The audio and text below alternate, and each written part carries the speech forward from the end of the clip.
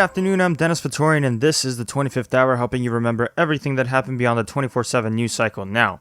In this week's news for the week of March 14th to the 20th, 2021, de Blasio can only get more red in the face as a scandal-battered Cuomo continues to dictate the city's economic reopenings.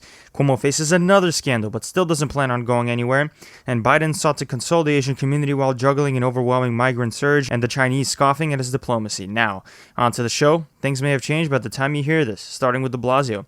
The city's average 7-day positive testing statistics have been staying at 6 to 7%, indicating a wall that city residents have hit in terms of being able to overcome the pandemic. Public health officials say that the plateauing of the 7-day average positivity tests show that there is still some work left to do as city residents get vaccinated. The mayor also said that the city is on track to vaccinating 3 million people. Mayor de Blasio is taking every opportunity to blast Governor Cuomo with every news story that comes out highlighting Cuomo's scandals. De Blasio has apparently given up working with the governor, and in one of his recent press briefings has told the governor to get the hell out of the way. The mayor has also called for another investigation on top of the Attorney General's investigation and Assembly impeachment probe looking into Cuomo's vaccine rollout czar Larry Schwartz, calling state county officials to gauge their support for Cuomo in the midst of his political fallout. What we've heard is about the governor and his team trying to link vaccine supply to political support. That is the definition of corruption. It is disgusting. It is dangerous. There are lives on the line, and it cannot be tolerated. There needs to be now a full investigation of that, on top of the investigation of the nursing home scandal, the investigation of the sexual harassment and molestation. There needs to be an investigation of what happened with the Tappan Zee Bridge, but now on top of it, there needs to be an investigation of why a senior official in the governor's office clearly tried to link vaccine supply to political support. And I'll tell you something, he better not call me, because I'll tell him what he can do with that. Continuing the series of reopenings in the sports field, the Yankees and Mets will be allowed to have fans at their home opening games, with their stadiums operating at 20% capacity on April 1st for the Yankees opener and April 8th for the Mets. Although the reopenings are welcome to New Yorkers exhausted from the pandemic, city officials are increasingly angry at state officials who are dictating how the city should be reopening its own economy, with what city officials say is no input. De Blasio said this week at one of his daily press briefings, "I want to ask a question. Is this being done because of what the data and science is telling us, or is this being done for political reasons? Because it sure as hell looks like a lot of these decisions are being made by the governor because of his political needs." That comment didn't stop Cuomo from lifting bans on indoor gym classes in the city, which de Blasio was opposed to. The sanitation department spent the most when it came to distributing food to city residents during the peak of the pandemic, according to the Independent Budget Office, which showed that out of a $725 million budget, sanitation used most of the money, buying 200 million meals and distributing them and giving money to food pantries and community organizations. Food delivery workers and street vendors have launched a hunger strike, protesting the way undocumented workers have been left behind in receiving help from the government during the pandemic. The strike, called Fast for the Forgotten, started in Morningside Heights in Manhattan and moved downtown. State lawmakers have appropriated $2.1 billion for an excluded workers' fund in the upcoming budget for workers who couldn't get financial assistance through traditional means. Subway watchdog vigilante group Guardian Angels leader Curtis Sliwa officially announced his candidacy for city mayor on the Republican ticket this week in an event outside Penn Station on Monday with the campaign slogan, "Save Our City," which includes reversing police budget cuts as well as others. Sliwa has the endorsements of the Staten Island and Brooklyn Republican parties. Following the trend of candidates appearing at the same events together due to ranked choice voting system changes making it possible for candidates to cross-endorse each other, Andrew Yang and Catherine Garcia both appeared at an event together in order to promote Garcia's plan to streamline small business applications, including the creation of an app that would allow small businesses or entrepreneurs to find city applications and permits. Both candidates are in favor of creating one single city agency that would handle small business applications and permits in one spot, as opposed to the status quo, which makes small businesses apply for certain applications through multiple agencies. One of the biggest criticisms against mayoral candidate Andrew Yang is that he barely has any record of voting in city elections, but a review of the other candidates' voting histories by city limits shows that they have spotty voting records themselves. Here's a direct quote from the article. Ray McGuire didn't vote in the 2000 presidential race, the 2010 gubernatorial contest, or the 2001 or 2017 city elections. Diane Morales didn't vote in the primary general contest in the 2001 or 2005 citywide elections. Maya Wiley didn't vote in the last citywide general election. Eric Adams didn't cast a ballot in the Barack versus Hillary presidential primary in 2008, and Sean Donovan's absence from the city during and after his Obama administration stint means there are a lot of years when he wasn't part of the New York City's body politic. The New York Progressive Action Network released their double endorsements for this year's mayoral election, endorsing Diane Morales and Maya Wiley. Brooklyn Borough President Eric Adams received the first endorsement of any local party leader through Assemblywoman Rodney Bachat, chair of the Brooklyn Democratic Party. The endorsement wasn't on the part of the party itself, however. Yang, along with other mayoral contenders, spoke against anti-Asian hate crimes, including the shooting in Atlanta, Georgia, with Yang's voice cracking, detailing his own experiences of racism. New York City Health and Hospitals had announced a $3.7 million project to provide Asian Americans with mental health counseling to help them get through the rise in hate crimes. Yang then stayed in the headlines for blaming the teachers' unions for New York City's slow school reopenings, saying that as a parent, he has been frustrated about the slowness of reopenings and that he believes the UFT is a significant reason why, with the teachers' union responding that Yang should do his homework since they're leading the charge to protect teachers, staff, and students. The UFT still hasn't made an endorsement in the mayor's race. Maya Wiley, former counsel to de Blasio and MSNBC analyst, released her climate action plan, which included creating more gardens, parks, open streets, and bike and bus lanes. It would also focus on a citywide asthma action plan to reduce the respiratory illness, as well as lean more heavily on landlords to make sure their buildings were free of pests. Wiley's plan would also hire more of the city's youth to bolster the service corps, to aid with composting and improving city parks, and convert Rikers into a solar and wind power generator. Obama's former Housing and Urban Development Secretary Sean Donovan released this plan for the city of New York, which serves as a policy book laying out how he would lead the city and what he stands for. It includes input on a range of issues from criminal justice to transportation to climate change and racial equity. Sean Donovan was also in the news as being a recipient of support from a super PAC bankrolled by his own father, Michael Donovan, who is an executive in the advertising tech industry. Michael Donovan gave $1 million to New Start NYC, which in turn is supporting Sean's mayoral run. We have a new inclusion into the Staten Island Borough President race in the former Congressman Vito Fossella. Fossella was a former city councilman who was elected to serve in Congress but had later resigned in disgrace due to a DUI arrest which revealed a secret second family.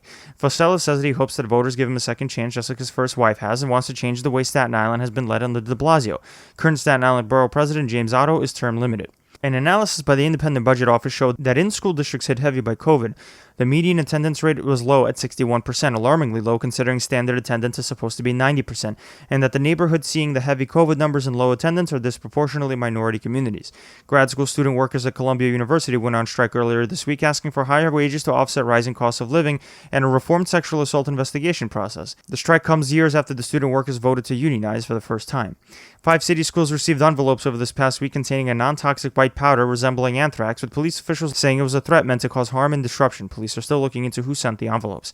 A survey of immigrant families reveals how badly those students are falling behind during the pandemic, with the New York Immigration Coalition Education Collaborative's data showing 36% of those families haven't received assignments in their language, 30% weren't included in fall semester plans that the school shared, and 37% said they needed their schools to better communicate with them.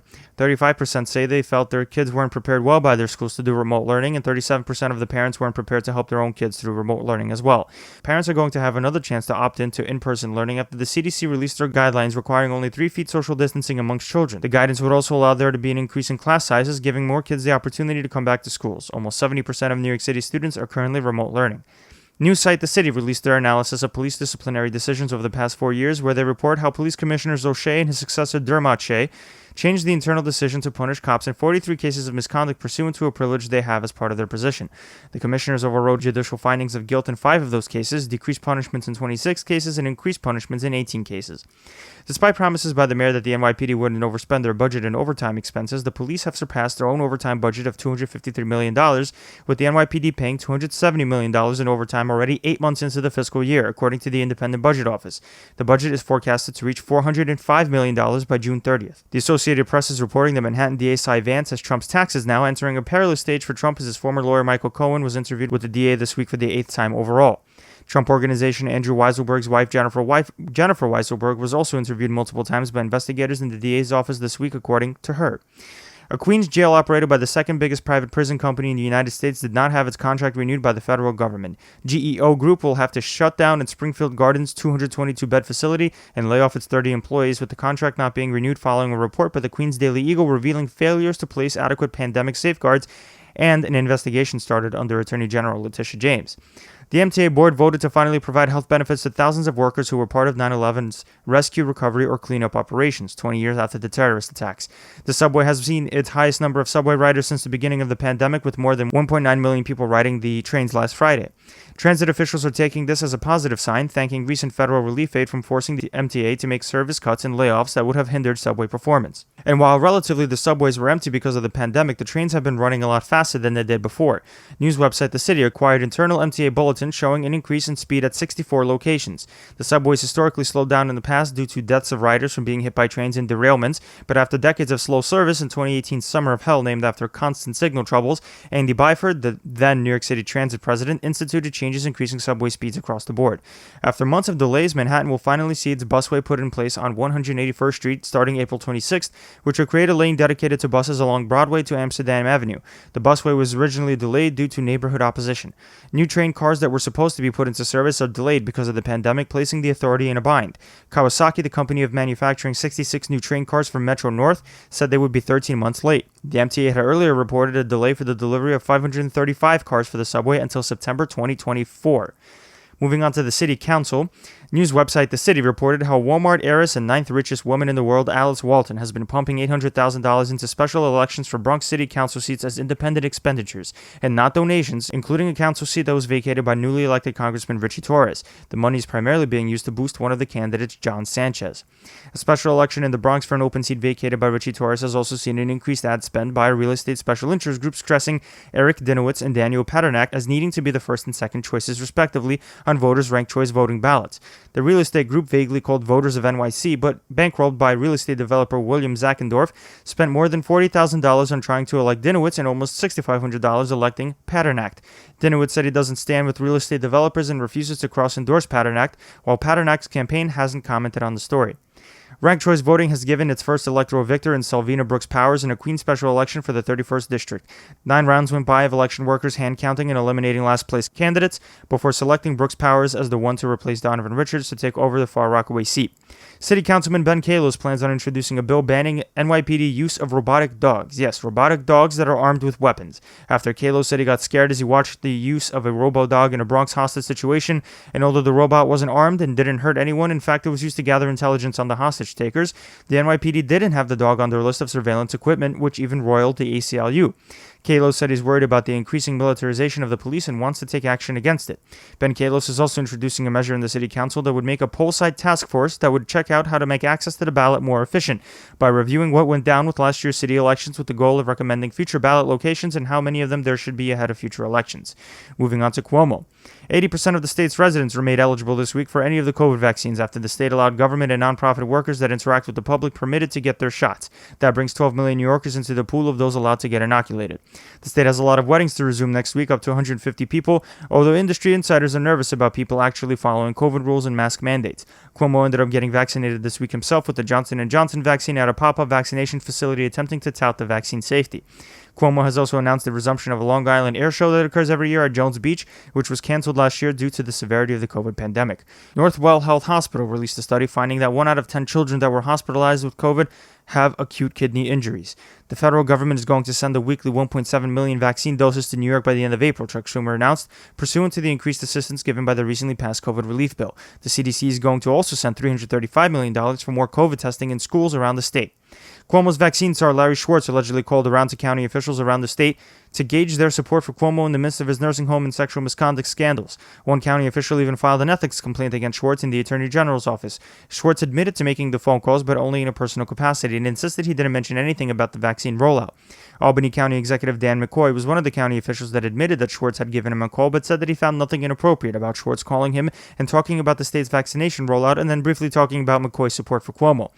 The FBI is looking for more information in its investigation about how Cuomo handled the nursing homes in New York in the midst of the pandemic, specifically on whether there were deals with nursing homes in the Cuomo administration to shield nursing homes from lawsuits. The attention is paid to a last-minute addition to the state budget last year that gave nursing homes legal immunity from negligence or criminal liability claims about the care they provided to residents. The FBI is also looking into whether Cuomo's aides gave false information about nursing homes to the Justice Department, according to 4 people with knowledge of the investigation, with the FBI having interviewed health officials as well. A new claim of sexual harassment has been lodged against Governor Cuomo, this time from his aide Alyssa McGrath, who said the governor stared down her shirt when they were alone, would call her beautiful in Italian, and made a sexual innuendo when he called her and another female colleague Mingo Mamas. Cuomo's lawyer Rita Glavin said none of McGrath's allegations are remarkable, although it may be old-fashioned. President Biden refused to call for Cuomo to resign like other Democratic leaders, saying that the Attorney General's investigation should continue to play out. However, in a later interview with ABC, Biden said that if the claims were confirmed after the investigation, Cuomo should resign. If the investigation confirms the claims of the women, should he resign? Yes, I think he probably end up being prosecuted, too. And while Cuomo is being investigated every which way, it will include his own way, according to Cuomo's acting counsel Beth Garvey, saying the anonymous complaint of Cuomo groping a female aide at the executive mansion was referred to the governor's office of employee relations. Cuomo also hired an outside team of lawyers to represent him in the Assembly impeachment investigation, taking on Paul Fishman, a former U.S. attorney from New Jersey, and Mitchell Hormozy, who worked under Cuomo when he was state attorney general. Democratic Suffolk County, Long Island executive Steve Ballone is reportedly discussing running for governor to replace Cuomo next year, according to a close source who said Ballone has been speaking to consultants and donors. One of Cuomo's accusers has met with lawyers from the Attorney General's office, sitting down for an interview 4 hours long and submitting about 120 pages of documents. Charlotte Bennett was a health policy aide to the governor when Bennett reported that Cuomo asked her uncomfortable questions about her sex life, including whether she would have sex with older men, and pressing about Bennett's past relating to her sexual assault. The New York Times reported that days after former Cuomo aide and current candidate for Manhattan Borough President Lindsey Boylan hinted at sexual misconduct allegations against Cuomo, Cuomo staffers circulated a letter attacking her credibility from former employees, asking them to sign on. Lindsey Boylan came out with more accusations against Cuomo this week, said that she wasn't going to cooperate with the Assembly's impeachment investigation against Cuomo, calling it a sham and calling out Speaker Carl Hastie specifically, although Boylan is cooperating with the Attorney General's investigation. In the new allegations, Boylan described the culture of toxicity in Cuomo's office, matching accounts of other women that worked in Cuomo's office, although they say Boylan contributed to that culture herself and was a reason why she was let go. According to Cuomo's accusers and the lawyers, the investigations into their allegations also include Cuomo's culture of bullying in his office, as well as retaliations Cuomo and his staff took against anyone who tried going after the governor. The governor's office also even denied a story wherein he denied threatening a public official by comparing him to a child rapist. And then after the office denied that accusation, the public official released a recording of Cuomo actually making that threat. New audio surfaced of what critics call the governor's penchant for hostility. This conversation between Cuomo and the head of the Working Families Party after the progressive group informed him they'd reluctantly back Cuomo as a better alternative to Republican Mark Molinaro. If you ever say, well, he's better than a Republican again, I'm going to say you're better than a child rapist. How about that?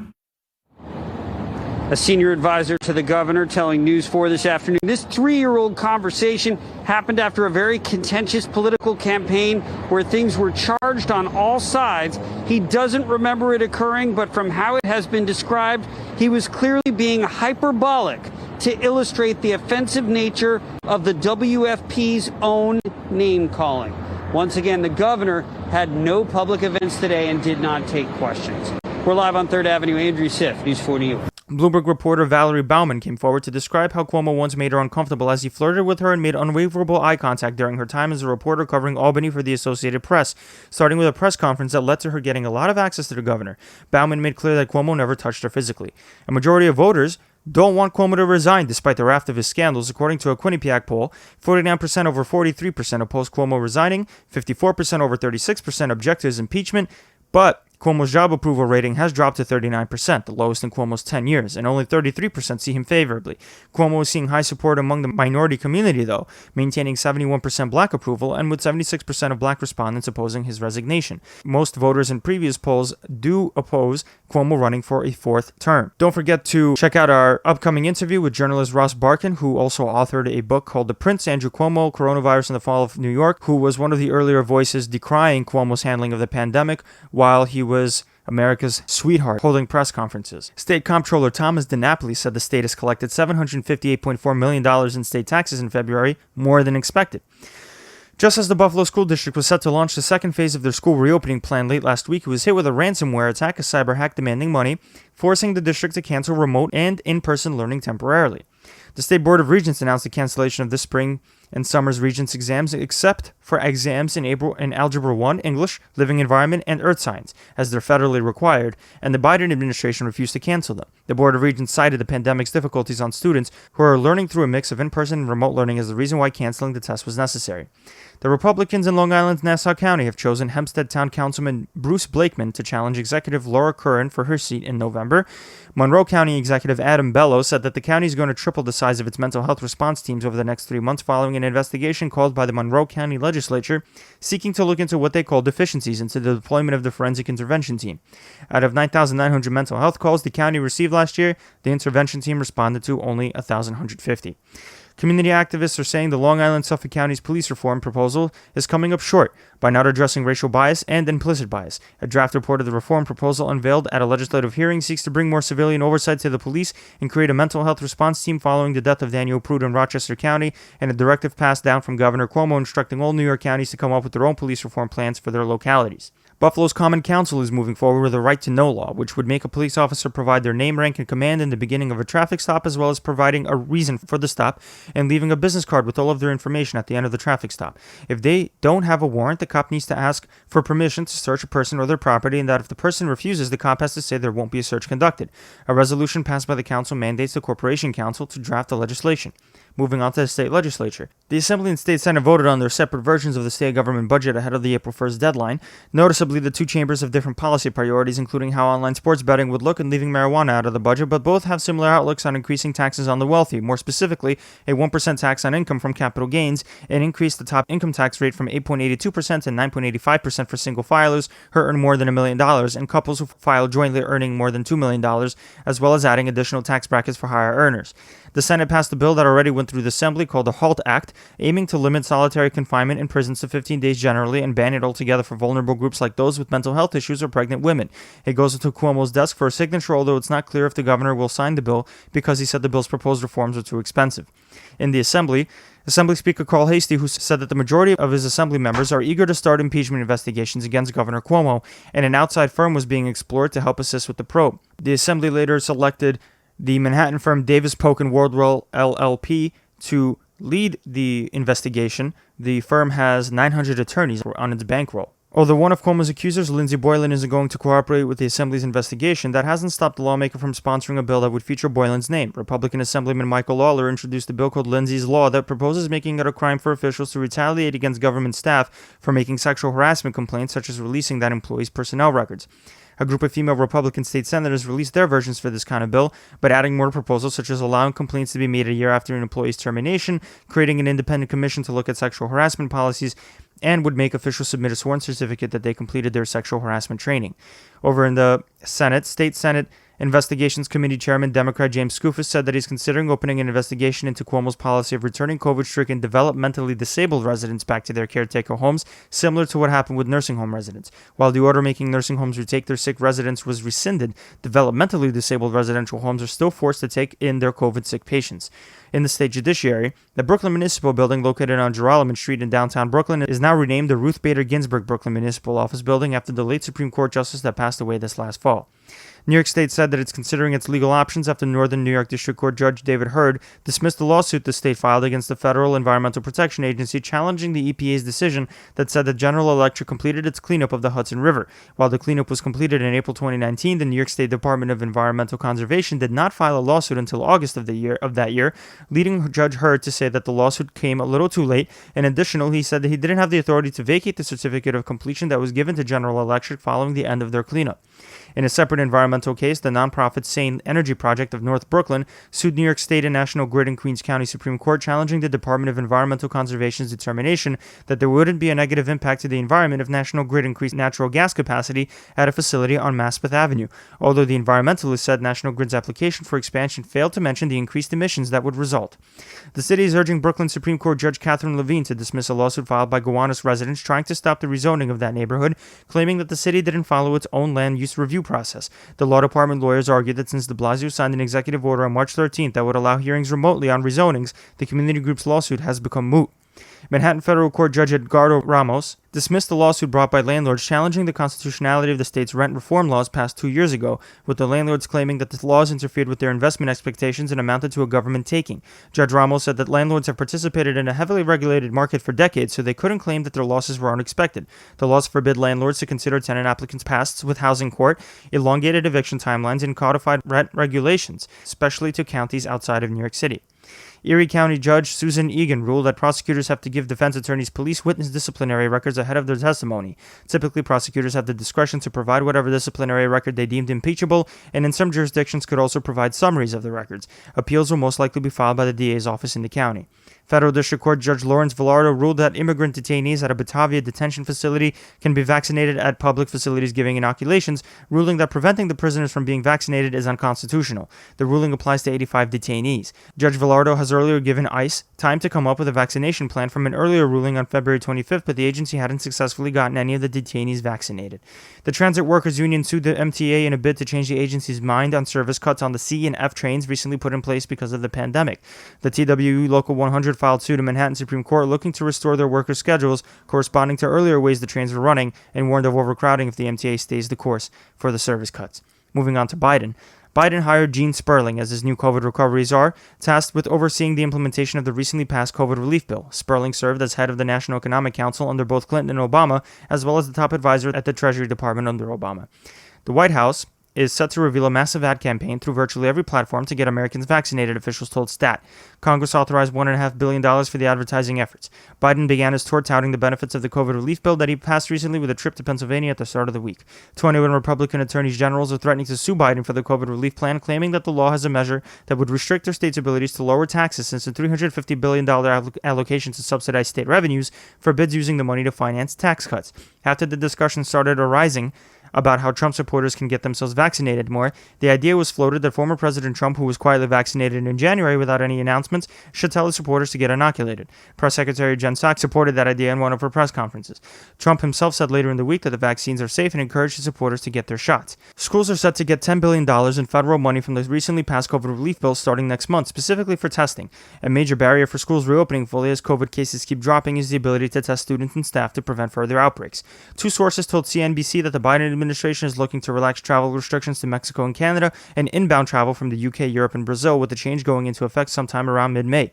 The CDC had also announced changed guidance this week concerning the social distancing in schools, with 3 feet being the required social distance length instead of 6 feet, citing studies about how kids get infected with the virus.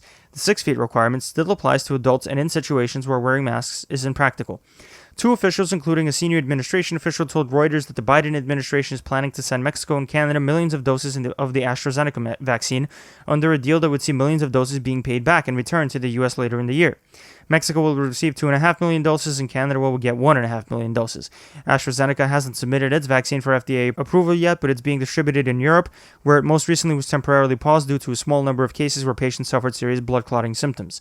President Biden has directed FEMA to head down to the U.S.-Mexico border to assist with housing an increasing surge of child migrants, with 4,000 youths being detained by Customs and Border Protection and almost 9,500 children appearing at the border in February alone.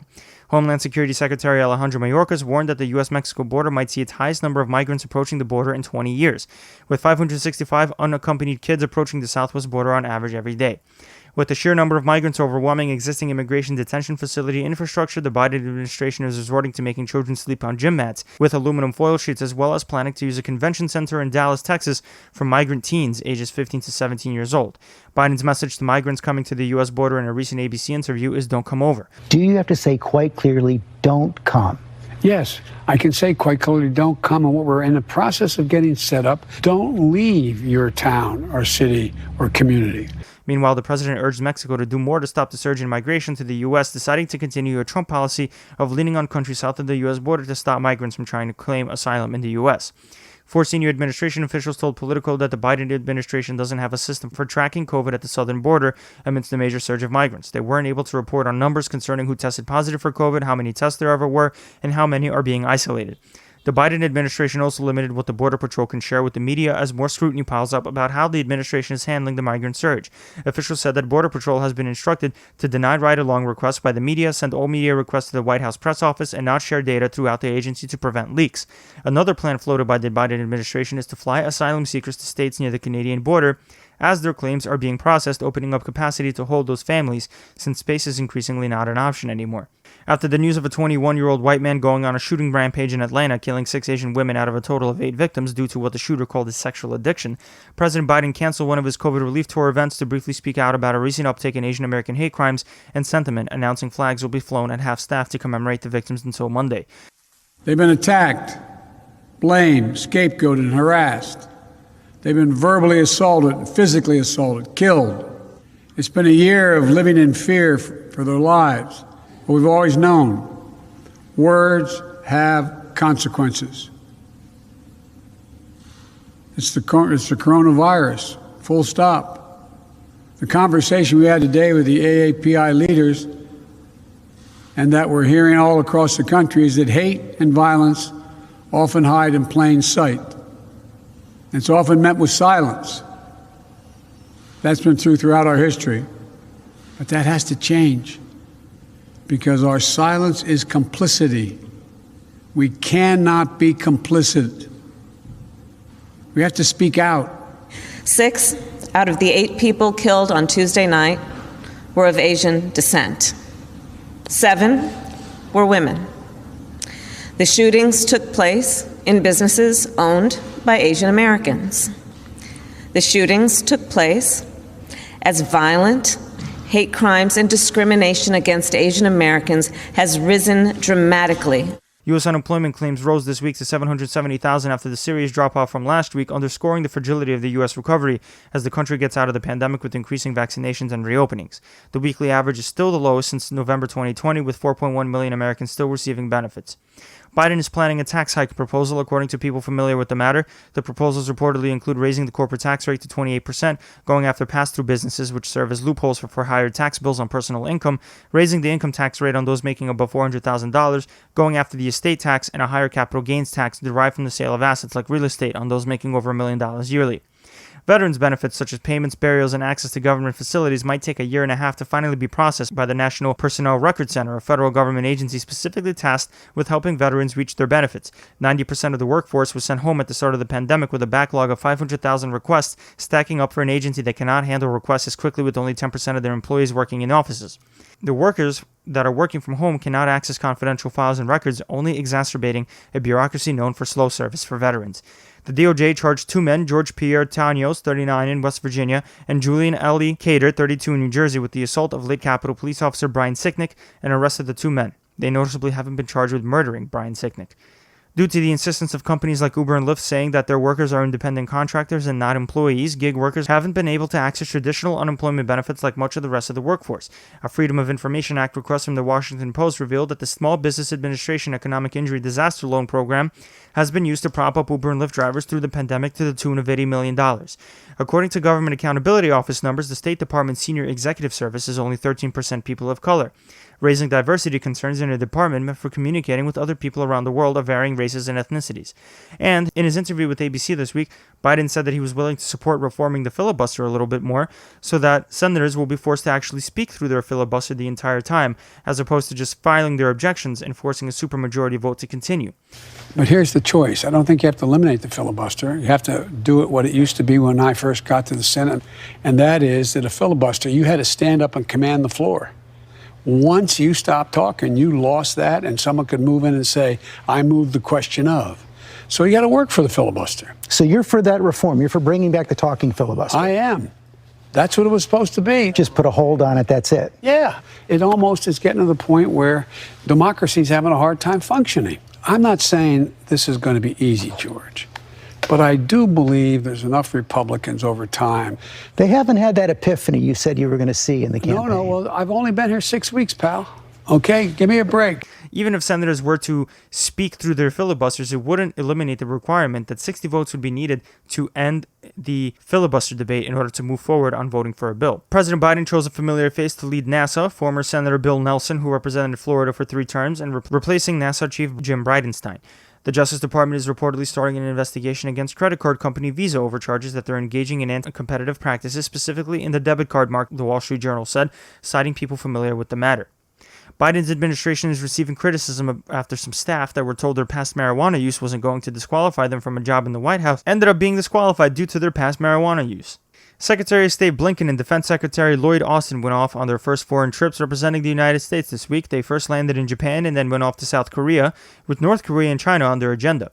As Blinken and Austin were traveling from Japan to South Korea, North Korean dictator Kim Jong-un's sister, Kim Yo-jong, warned America from doing anything that would, quote, raise a stink, responding to naval exercises undertaken by American and South Korean warships. The White House had to warn Justice Department officials earlier this week to also tamp down their criticisms of North Korea after Assistant Attorney General John Demers said that North Korea was, quote, a crime syndicate with a flag, after indicting 3 North Korean hackers last month, attempting to lower the temperature for anything that would cause provocations with North Korea.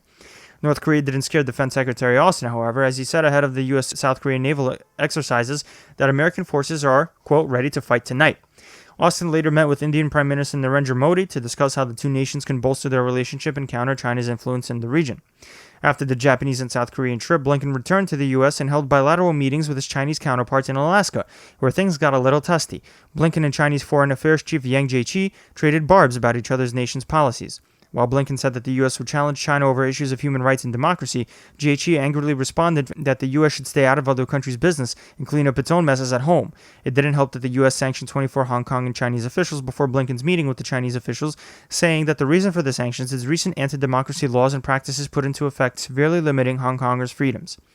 A new Gallup poll showed that 45% of Americans see China as America's enemy, double the number from the same survey taken last year, where China and Russia were tied. A declassified report from the Director of National Intelligence concluded that both Russia and Iran took efforts to perform covert operations in order to advance their favored presidential candidate in 2020. Russia favored Trump and Iran favored Biden, according to the report. The report also said that there was no evidence that either country interfered in vote counting or elections operations. It also said that China actually did not interfere in the 2020 elections, despite the Trump administration pointing fingers at that nation, because China debated the costs and benefits of interfering and concluded that the cost was too high and the benefit was too low in order to interfere in the election, since it didn't favor either Biden or Trump. Russian President Putin specifically targeted people close to Trump, including former New York mayor and Trump's personal lawyer Rudy Giuliani. The report wasn't clear who else the Russian government targeted, but it did the same thing in the 2016 elections with members of Trump's campaign staff, which led to many of their convictions and criminal charges. Russian President Vladimir Putin had his own words to say against President Joe Biden in response to Biden calling Putin a killer. Putin said, quote, "In the history of every people, every state, there are a lot of hard, dramatic, and bloody events. But when we evaluate other people or even other governments, we always look as if into the mirror. We always see ourselves in it," implying Biden's a killer too, and then wishing Biden good health in Russian, which is like saying bless your heart. According to U.S., European, and Afghani officials, the United States has 1,000 more troops than was disclosed originally. The true number of troops currently in Afghanistan is closer to 3,500, with the Defense Department attributing the lapse in true numbers to off-the-book special operations soldiers and temporary transitioning troops. The White House is still weighing how to withdraw either some or all of the troops currently stationed in Afghanistan. Moving on to Congress, according to aides familiar with the plans, the Capitol Police has started to take back some fencing put up around the Capitol building following the January 6th insurrection. They have taken off barbed wire on top of the fencing as well. The outer fencing that surrounds the Capitol is now being removed as of the time of this recording, while the inner layer remains in place. A draft memo obtained by the Washington Post from the Army showed that the Army had brushed aside concerns from the Capitol Police to assist the police with controlling crowds of Trump supporters before January 6th. The Army had said that according to the current tallies of the crowd sizes before January 6th, the Capitol Police were capable of handling the crowds themselves, as well as the fact that no federal agency had been asked to help with policing the crowds at that point in general. Army assistance was eventually approved for January 6th, but on the day of the insurrection, it took nearly 3 hours for the National Guard to show up and back the Capitol Police to drive back Trump supporters. In the House, meanwhile, the House investigation to look into what happened on January 6th has stalled, as the two parties can't seem to agree on how far the government should go in looking into the origins of the Capitol riot and what the partisan divide should be on the panel, with Speaker Nancy Pelosi wanting 7 Democrats to Republicans 4. The House passed 2 immigration bills that seek to grant citizenship to Dreamers, the children of undocumented immigrants who are undocumented themselves, and undocumented farm workers who are demographically filling in manual labor positions Americans don't typically want to do. The bills come at the backdrop of a worsening surge at the Mexican border with migrant children, but the Senate will serve as a graveyard for these types of bills. House Minority Leader Kevin McCarthy, meanwhile, took a dozen House Republicans down to a trip to a U.S.-Mexico border detention facility to highlight the surge of migrant children in an attempt to paint the Biden administration's immigration policies as weak and as having, quote, open borders. House Democrats did the same thing when Trump was in office, pointing out horrible conditions in detention centers and painting the former president's immigration policies as inhumane. The House also voted to pass a 5-year extension of the Violence Against Women Act, which would codify and strengthen laws against domestic violence, as well as provide federal money towards efforts to decrease sexual violence overall.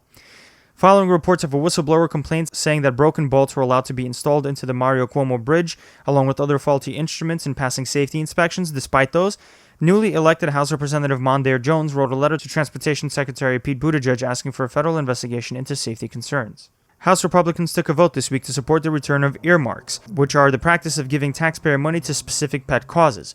Earmarks were a traditional staple of legislative writing before Republicans during Obama's time ended the practice because they say that it encouraged corruption. However, with Biden's pleas for bipartisanship and Republicans looking to capitalize on any leverage in legislative negotiations, earmarks may be a path forward to passing legislation now. House Democrats dismissed on a 218 to 200 vote a Republican effort to kick Democrat Eric Swalwell off of the House Intelligence Committee over his intimate contacts with a Chinese spy 6 years ago. The spy, Christine Fang, worked with Swalwell during his 2012 House run as she was targeting other politicians on behalf of the Chinese government. Swalwell denied any knowledge of Fang's spy work. If New York Republican Tom Reed thought he was going to have smooth sailings challenging Cuomo for the governorship because of his numerous scandals, he can think again.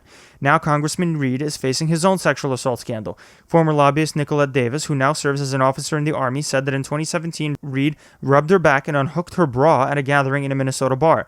Reed said that Davis's recollections of the event aren't accurate. In the Senate, the Senate confirmed 4 of Biden's nominees to cabinet positions this week, including Deb Haaland for Interior Secretary, making her the first Native American cabinet official, Javier Becerra for Health and Human Services Secretary, Isabel Guzman for Small Business Administration Administrator, and Catherine Tai as the new U.S. Trade Representative.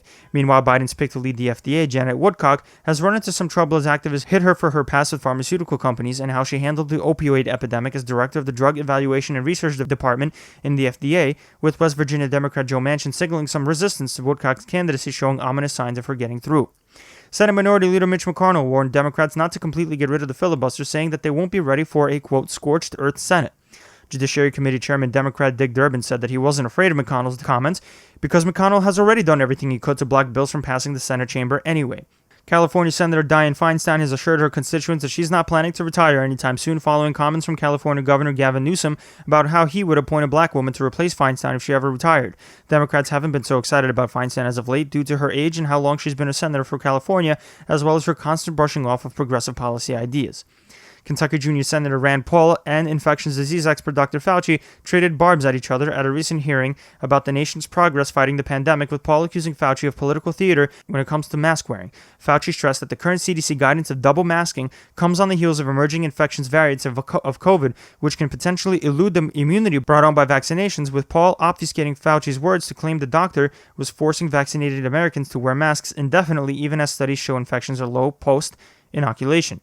You're defying everything we know about immunity by telling people to wear masks who've been vaccinated. No. Instead, you should be saying there is no science to say we're going to have a problem from the large number of people being vaccinated. You want to get rid of vaccine hesitancy? Tell them they can quit wearing their mask after they get the vaccine. Okay. You want people to get the vaccine? Give them a reward instead of telling them that the nanny state's going to be there for 3 more years and you got to wear a mask forever. People don't want to hear it. There's no science behind it. Well, let me just state for the record that masks are not theater.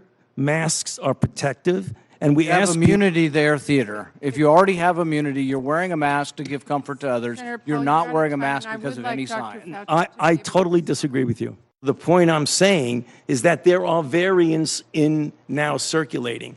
The point that Senator Paul was making was that if you look at wild type only, there is some clear-cut credence to what he's saying. But we are living right now in a situation where we're having a dominance of 117, which was the original UK. We have a very troublesome variant in New York City, a 526. We've got 2 variants in California, a 427, 429, and we have a number of others. So we're not dealing with a static situation of the same virus. Ted Cruz got together with other Senate Republicans on a conference call to discuss how to support state Republican efforts to reduce access to the ballot box after lies perpetuated by Trump claimed the 2020 presidential elections were rigged. New voting restrictions being put in place around the country include eliminating or hindering early voting, who can vote by affidavit ballot, and more. In the federal judiciary, as a new presidential administration changes, the new president has to decide whether they're going to continue the same lawsuits as the old president. One of the more pressing examples was reported by the Washington Post this week with the story of Patricia Rolfingsmayer, who sued the federal government for denying her late spouse Tina Sammons government death benefits since the same-sex couple couldn't get a marriage license in their state 9 months before Sammons' death at the time. The Department of Justice declined to comment on the case, and the D.C. Circuit Court of Appeals delayed oral arguments at the DOJ's request. The Supreme Court justices met for the first time in person after a whole year, only being allowed to do so since all of them are now vaccinated. The justices usually meet in person for such things as reviewing which cases to take on behind closed doors. Trump's former chief strategist Steve Bannon is feeling frustrated as U.S. attorneys in Manhattan are refusing to get on board with dismissing his fraud case even after former President Trump pardoned him. Bannon had faced charges of defrauding donors in a border wall scheme. The attorneys don't want Bannon's grand jury indictment dismissed, since it'll help with the prosecution of Bannon's 3 co-conspirators. In national news, a Stockholm International Peace Research Institute found that the U.S. exports more arms than any other nation in the world, exporting a third of the world's weapon supplies. The Vatican released new doctrine on Monday, approved by Pope Francis, that says that the Catholic Church cannot sanction same-sex marriage because God cannot approve sin. Pope Francis still stressed the importance of sensitivity in handling same-sex unions.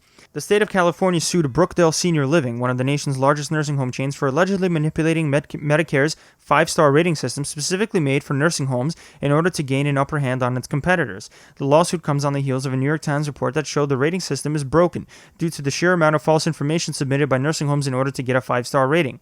California is specifically alleging that Brookdale exaggerated the number of staff it has on hand and the number of hours that they work. Reacting to news about his recall effort, California Governor Gavin Newsom said he was going to fight like hell to preserve his legacy.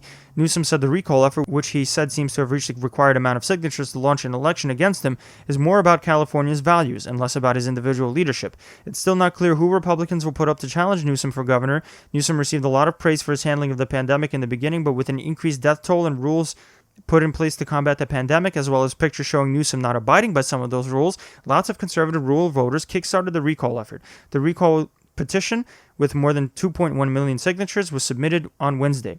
The Grammy Awards took place this past Sunday, celebrating the accomplishments of musicians. A record number of women won a large number of awards, including Beyoncé, Megan Thee Stallion, Lady Gaga, Billie Eilish, and Taylor Swift.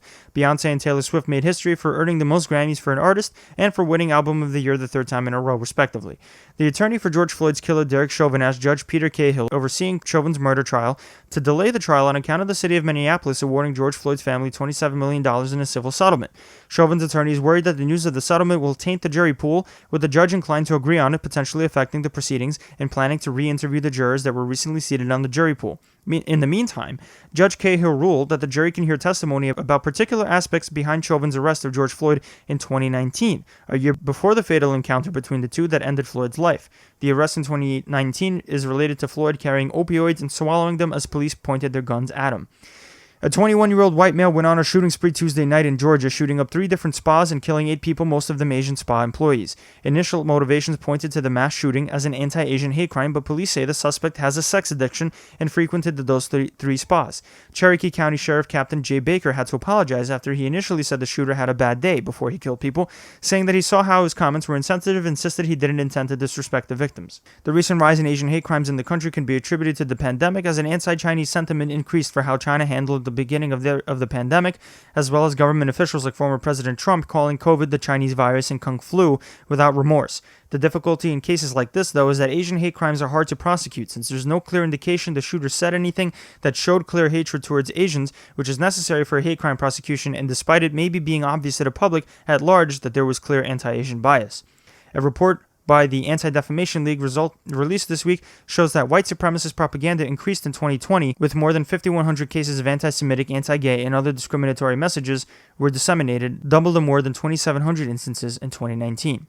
That's it for this week in the 25th hour, helping you stay on top of the 24/7 news cycle. I ask that you rate, share, and subscribe this podcast with your friends and help us become New York City's top political podcast. Don't forget to become a patron today at patreon.com/the25th hour news to help support our operation. I thank you, and I'll see you next week.